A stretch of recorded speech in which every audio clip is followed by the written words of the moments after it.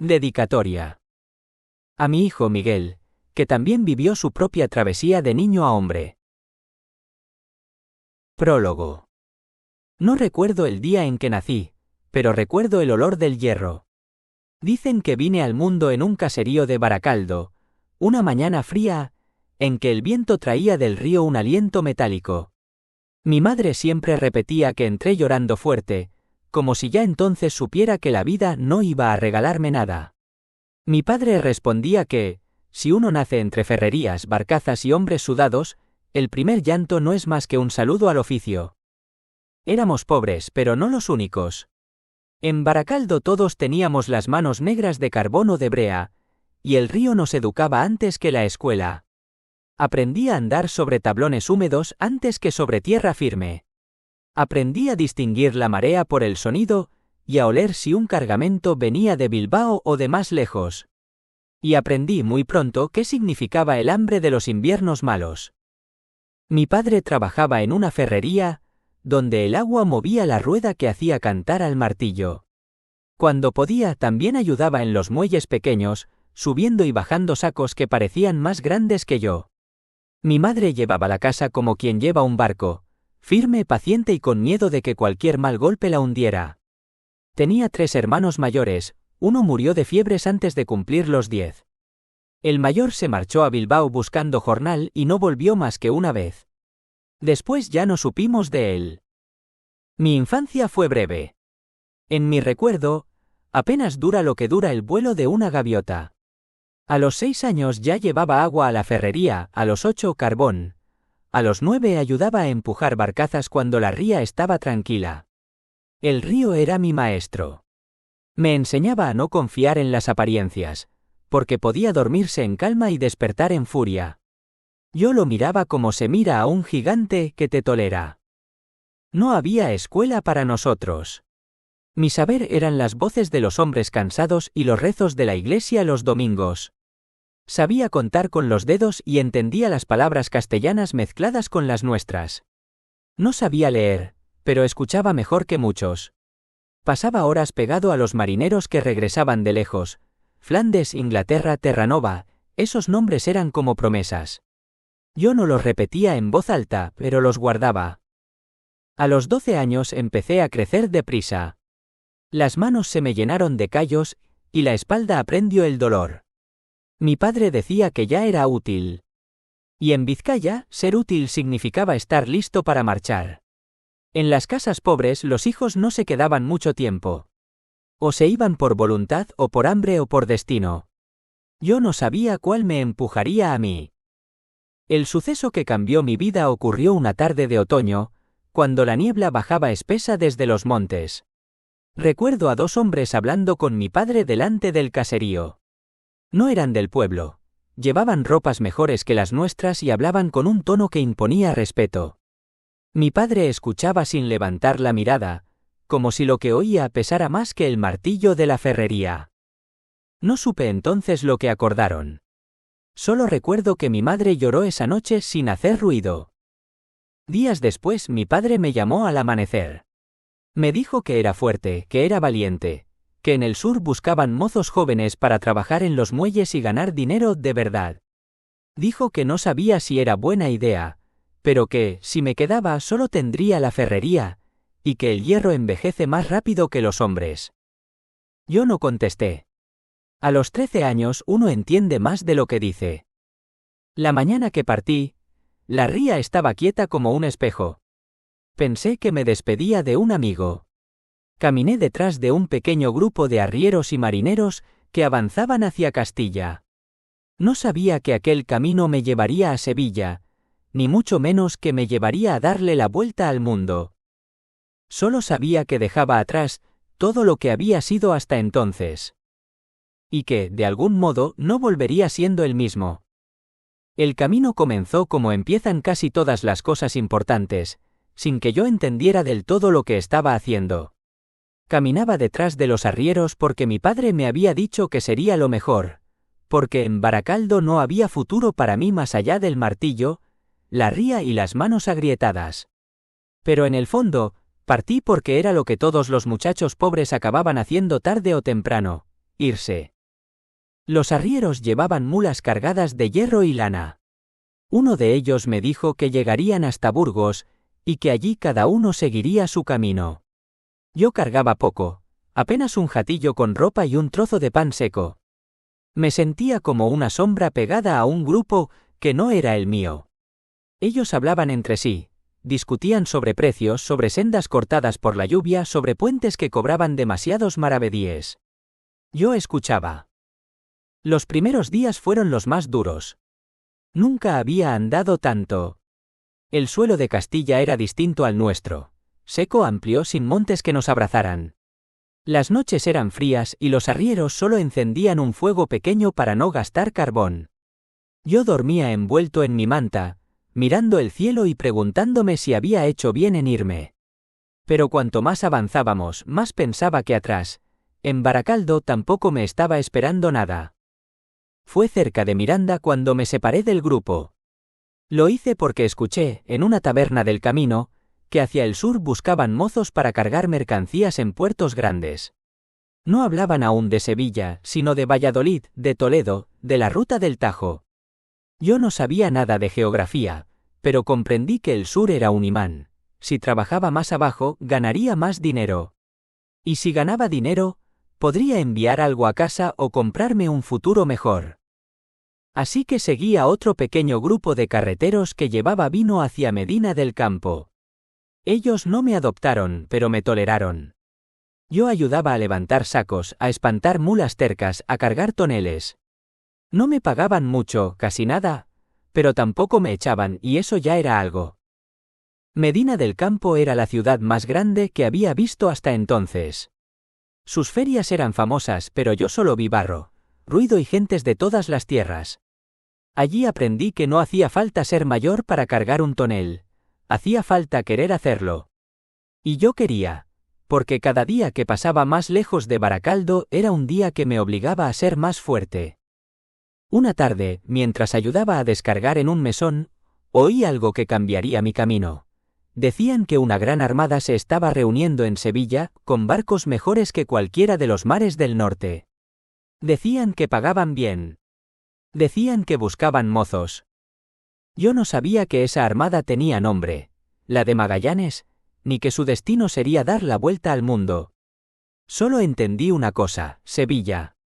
Esa palabra era como una campana. Sevilla estaba muy lejos, pero todos decían que quien trabajaba allí podía hacerse un hombre o perder la vida. Y yo necesitaba lo primero, aunque temiera lo segundo. Pedí unirme a un pequeño convoy de mercaderes que bajaba hacia Toledo. Uno de ellos, un hombre de barba negra, me preguntó qué buscaba. No supe contestar. Me miró de arriba a abajo y dijo: «No durarás mucho si no aprendes a obedecer», y luego añadió: «Pero ven. Nos faltan manos». Obedecí. El camino hacia Toledo fue largo y polvoriento. En Castilla los horizontes no tienen fin. Yo pensaba en mi madre, en su llanto silencioso aquella última noche y me preguntaba si me echarían de menos, o si, como tantos otros que salieron antes, mi nombre empezaría a desdibujarse en la memoria del caserío. Llegué a Toledo con los pies heridos y la espalda dolorida. La ciudad me pareció una colmena, calles estrechas, gritos, olores extraños a especias y curtidos. Allí supe que Sevilla no estaba a unos días, sino a semanas. Pero también supe que todo el mundo iba hacia allí. Carreteros, mercaderes, pícaros, aprendices, marineros, soldados, curas. Todo fluía hacia el sur como si Sevilla fuera una corriente que los arrastrara. Yo dejé que me arrastrara a mí también. Seguí un grupo que bajaba hacia Córdoba. Cada noche dormíamos donde podíamos, a veces bajo techo, otras bajo estrellas. Las historias sobre Sevilla crecían conforme nos acercábamos, que el río era tan ancho que cabían barcos del tamaño de montes, que allí se construían navíos para cruzar los mares más allá de lo que conoce el mundo, que los hombres que partían podían volver con oro, o no volver nunca. En Córdoba ya no podía echarme atrás. Caminé con un grupo de mozos que también buscaban trabajo. Uno me dijo: «Dicen que en Sevilla están logrando hombres para ir a las Indias. Pero que también toman muchachos, si valen para moverse rápido y no se quejan mucho. ¿Y tú piensas ofrecerte? Pregunté. Se encogió de hombros. Si es mejor que cargar piedras, sí. No respondí, pero en mi pecho algo se encendió. Yo no sabía qué eran las Indias ni dónde estaban. Pero sabía que, para alguien como yo, el mundo casi no tenía caminos. Los pocos que había llevaba todos al mismo sitio. Cuando por fin llegamos a Sevilla tras casi 2 meses de viaje, creí estar soñando. La ciudad era enorme, viva, ruidosa. El Guadalquivir parecía un mar. Y en los muelles había más barcos juntos de los que yo había visto en toda mi vida. Barcos grandes. Barcos que podían atravesar océanos, decían.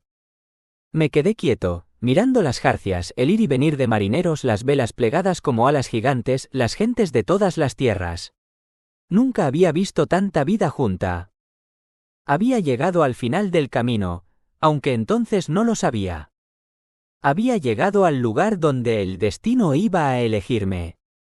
No sé cuánto tiempo pasé deambulando por Sevilla, antes de atreverme a acercarme a los muelles.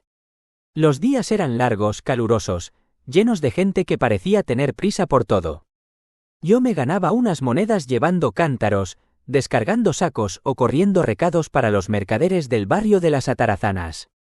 Dormía donde podía, comía lo justo y miraba el río como quien mira a un gigante que no sabe si lo aplastará o lo protegerá. Pronto me di cuenta de que los muelles no eran como los de la ría en Vizcaya. Allí, cada barco venía de un mundo distinto.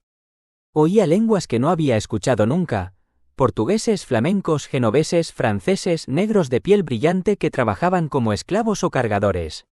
Sevilla era un cruce de todo lo que existe. Fue allí donde escuché por primera vez con claridad el nombre que cambiaría mi vida. La Armada de Magallanes, dijo un marinero mientras bebía vino en una taberna del Arenal.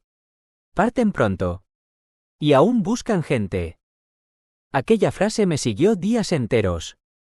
Por las mañanas veía a hombres haciendo cola en la casa de la contratación. Yo no sabía exactamente qué era aquel edificio, pero todos hablaban de él con respeto. Allí se registraban contratos, listas de tripulación, sueldos, mercancías, rutas. Allí mandaban los oficiales de Su Majestad. Los que entraban, salían con papeles en la mano y rumbo decidido hacia los muelles donde se armaban las 5 naos que partirían. 5. Santiago, San Antonio, Trinidad, Concepción y Victoria. No entendía lo que significaban esos nombres, pero los oía repetir una y otra vez. Algunos marineros juraban que era una locura embarcar en aquella empresa. Otros decían que era la oportunidad de una vida. Yo no sabía cuál de las dos cosas era cierta, pero la necesidad tiene un modo particular de empujarte hacia donde antes solo mirabas de lejos. El primer paso lo di un mediodía, cuando me acerqué a un grupo de mozos que esperaban en el muelle de las Muelas. Un hombre con barba rala, vestido con ropa gastada pero limpia, les hacía preguntas rápidas. ¿Sabes trepar jarcias? ¿Navegaste alguna vez? ¿La edad? ¿Alguna enfermedad? Yo me quedé atrás, escuchando. Los que valían, él los mandaba a una mesa con un escribano que anotaba nombres y sueldos. Los que no, los alejaba con la mano. Cuando solo quedaba yo, el hombre me miró sin decir nada. Su mirada era fría, acostumbrada a juzgar de un vistazo el valor de un cuerpo. A ver, muchacho, dijo por fin. ¿Tú qué sabes hacer? Tragué saliva. Todo lo que me manden, señor. Él gruñó, quizá divertido. ¿De dónde eres? De Baracaldo, en Vizcaya. Aquello cambió algo. Los vascos tenían fama de buenos marineros, incluso los que, como yo, no habían pisado una nao grande en su vida. El hombre asintió. ¿Y tu edad? 13 años, señor. Lo dije con fuerza, aunque sabía que parecía incluso más joven. Él me estudió de nuevo, como si buscara mentiras en mis huesos. Luego señaló mi brazo. ¿Fuerza tienes? A ver. Me hizo levantar un saco húmedo de brea. Lo logré aunque me tembló el pulso. Él sonrió, satisfecho. Servirá. Los pajes no necesitan mucha fuerza, pero sí rapidez y obediencia. ¿Eres obediente? Sí, señor. Eso lo veremos. Me llevó hacia la mesa del escribano. Allí había un hombre delgado, con pluma rápida y gesto cansado. Sobre la madera había pergaminos, listas y tinteros derramados. «Nombre», dijo sin mirarme. «Juan de Subileta». Edad: 13 años. El escribano anotó sin levantar la vista. Cargo: paje en la nao Victoria. Mi corazón dio un salto. Sabía que la Victoria era la más pequeña. Sabía que no era un navío cómodo ni fácil. Pero era un barco. Un barco de verdad. El escribano continuó. Sueldo: 500 maravedíes al mes. Sujeto a las órdenes del capitán y del maestre. Alojamiento y comida en la nave. Obligación de permanecer en servicio durante toda la expedición, sin derecho a abandonar la armada salvo orden expresa. No entendí la mitad de lo que dijo, pero asentí. No tenía nada que abandonar. Él me miró por fin, quizás sorprendiendo mi expresión entre el miedo y el orgullo. ¿Sabes lo que significa esto, muchacho? Que trabajaré, señor. El escribano negó suavemente. Significa que si partís podéis no volver. No supe qué responder. La idea de no volver era tan enorme, que ni siquiera cabía en mi cabeza. Pensé en mi madre, en mis hermanos, en Baracaldo. Pero también pensé en la ría gris ilimitada, y en cómo el mundo era mucho más grande que aquel rincón. Firmé con una cruz porque no sabía escribir. Me entregaron un bonete viejo, una camisa de tela basta y un par de sandalias usadas. Con acento agudo ese era mi equipo de paje, poco más que un uniforme humilde para un destino incierto. Al salir de la mesa, el hombre que me había evaluado me dio una palmada en el hombro. Bienvenido a la Victoria, dijo. Ahora ve y aprende. Los pajes que no aprenden rápido caen al agua. Y los que caen no vuelven a salir. Sonrió, pero no era una broma. Caminé hacia el muelle donde estaba amarrada mi nao. La vi por primera vez de cerca, pequeña, robusta, cubierta de cuerdas, mástiles y vida. Me temblaban las manos. Me temblaba todo. Yo era un niño. Pero ya no podía volver atrás. Había firmado mi destino. Subí por la plancha de madera como quien trepa a un mundo desconocido. La Victoria no era tan grande como yo había imaginado desde el muelle. Desde lejos parecía poderosa, de cerca parecía un animal huesudo, hecho de tablas apretadas, cuerdas tensas y un olor mezcla de brea, madera mojada y cuerpos humanos. Al pisarla, tuve la sensación de que se movía aunque estaba quieta. Sentí que me recibía con desconfianza, como un perro viejo que no sabe si el recién llegado trae pan o peligro. Un hombre me gritó sin siquiera mirarme. Muchacho. No te quedes plantado. Muévete. Y así empezó mi vida de paje. No tenía cama. Nadie la tiene a esa edad. Dormíamos donde hubiera espacio, bajo la cubierta entre sacos, cuerdas, barriles, siempre preparado para que alguien te diera una patada para apartarte. Las primeras noches casi no dormí. No por miedo, aunque lo había, sino por el ruido. La nao parecía hablar, crujidos, golpes, pasos arriba, voces que mandaban, voces que respondían, el río empujando contra el casco. El mundo entero respiraba diferente en la Victoria. Mi primer trabajo fue acarrear cubos de agua desde el muelle hasta la bodega. Agua para beber, para cocinar, para limpiar. El agua era vida, y yo era el encargado de llevarla arriba y abajo. El segundo trabajo fue subir por las jarcias para ayudar a tensar una vela. Nunca había trepado tan alto. A mitad del mástil miré abajo y me temblaron las piernas. Un marinero se rió. Si te caes, chiquillo, ni te buscaremos. Creo que aquello lo dijo en broma, pero no estoy seguro. En esos días aprendí muchas cosas muy deprisa. Que los marineros viejos no tienen paciencia. Si te mandan algo lo haces, si dudas te gritan, si fallas se ríen, si lloras peor. Que la comida es poca y nunca alcanza para sentirse lleno. Galleta dura, queso seco, algún guiso caliente cuando se daba la suerte. Que los oficiales no son como los hombres de muelle. Hablan con autoridad, caminan como si la nao fuera suya y miran a los pajes como si fuéramos cuerdas, útiles pero reemplazables. Que la victoria estaba viva. Sentía cada movimiento bajo mis pies, como si tuviera un pulso propio. Durante los primeros días apenas hablaba con nadie. No porque no quisiera, sino porque no sabía si era seguro hacerlo.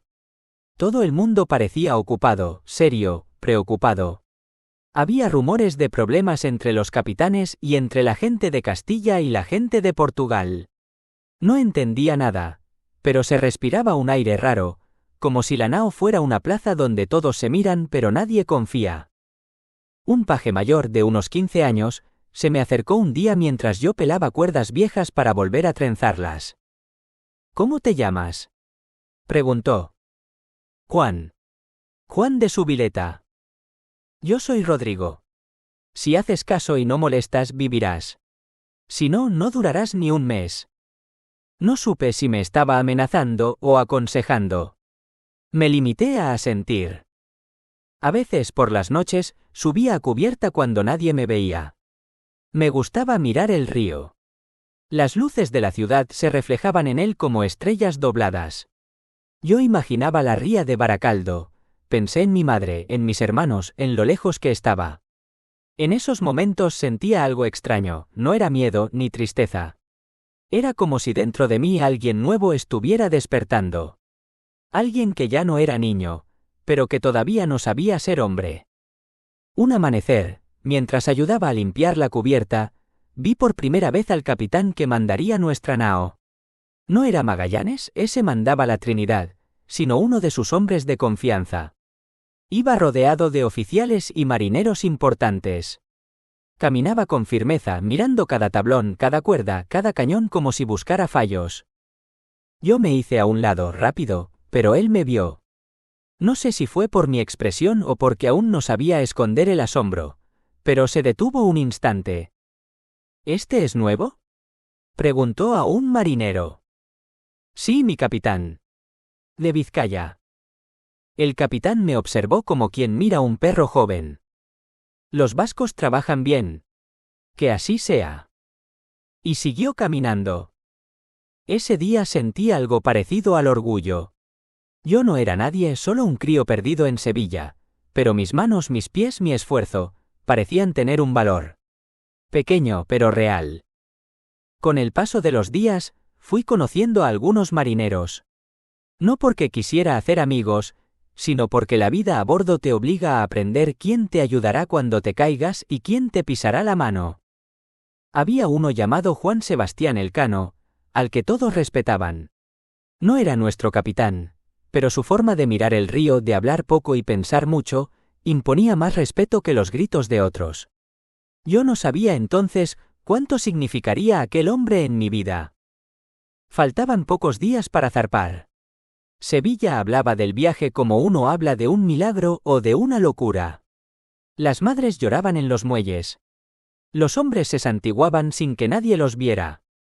Y yo, cada noche, miraba las velas recogidas de la Victoria y pensaba en qué habría al otro lado del océano. No sabía que al otro lado estaba mi vida entera. No sabía que una parte de mí moriría en el viaje. Ni que otra parte, la más fuerte, nacería allí. Solo sabía que era pequeño. Pequeño en una nao pequeña. Pequeño ante un mundo enorme. Y que aún así, quieras o no, creces. El día que dejamos Sevilla, amaneció con una neblina que parecía salida de mi tierra. No era la niebla fría de Baracaldo, sino una bruma tibia, como si el río quisiera guardar en secreto lo que estaba a punto de ocurrir. Yo estaba en cubierta desde antes de que el sol asomara. No porque me lo hubieran ordenado, sino porque no podía dormir. Todo el barco estaba inquieto, como si tuviera prisa por respirar otro aire. La voz del contramaestre rompió la calma. Arriba esas velas. Que nadie se quede parado. Todos se movieron a la vez. Yo corrí detrás de Rodrigo, el paje mayor, intentando copiar sus gestos, sus manos rápidas, su manera de trepar sin miedo. Algunas veces me sentía torpe, como si mis piernas no fueran mías, pero otras sentía que algo dentro de mí aprendía solo. Mientras trabajábamos, oía el murmullo de cientos de personas en los muelles. Hombres, mujeres, niños, algunos lloraban, otros gritaban nombres, otros rezaban. Vi madres abrazando a sus hijos, como si lo hicieran por última vez. Vi padres con la barbilla temblando, disimulando la emoción. Y de pronto pensé en mi madre. Pensé si estaría bien. Pensé si aquel día recordaría mi nombre. No tuve tiempo para seguir pensando. El timón crujió, los marineros empujaron las largas pértigas y la nao se soltó del muelle. Fue un pequeño movimiento, apenas un suspiro en el agua. Pero para mí fue como si el mundo entero se pusiera en marcha. Mientras el Guadalquivir nos llevaba despacio, escuché cómo algunos marineros se burlaban de los nobles y oficiales que se santiguaban al partir.